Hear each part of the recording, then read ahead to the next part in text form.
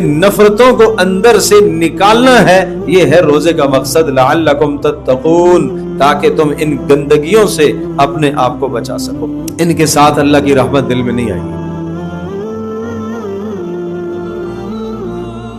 کیا اپنے کسی بھائی کی بات کو سنتا ہوں تو برداشت میرے اندر ہے کہ نہیں؟ یہ ہے اخلاق۔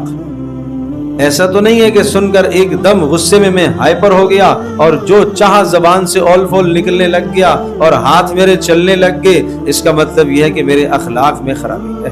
محبت میں بے اعتدالی ہے تو اس کا مطلب یہ ہے کہ اخلاق میں خرابی ہے۔ نفرت میں بے اعتدالی ہے تو اس کا مطلب یہ ہے کہ اخلاق میرے خراب ہیں۔ ایک آدمی ہے اور وہ میرے پاس سے گزر کے گیا اور مجھے اس کو السلام علیکم کہنے کا بھی جی نہیں چاہ رہا، تو اس کا مطلب یہ ہے کہ میرے اخلاق خراب ہے۔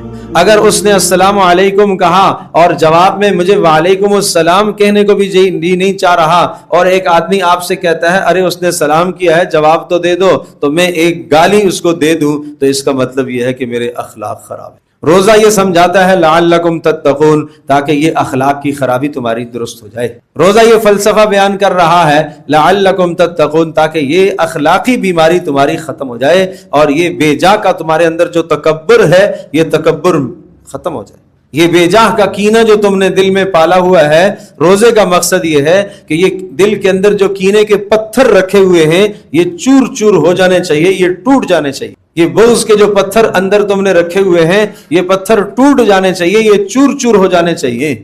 اور یہ جو نفرتیں اندر ڈالی ہوئی ہیں اور سامنے والے کو سلام کرنا بھی گوارا نہیں کرتا، اگر وہ سلام کرے تو جواب دینے کا بھی گوارا نہیں کرتا، یہ نفرتوں کو اندر سے نکالنا ہے، یہ ہے روزے کا مقصد، لعلکم تتقون، تاکہ تم ان گندگیوں سے اپنے آپ کو بچا سکو۔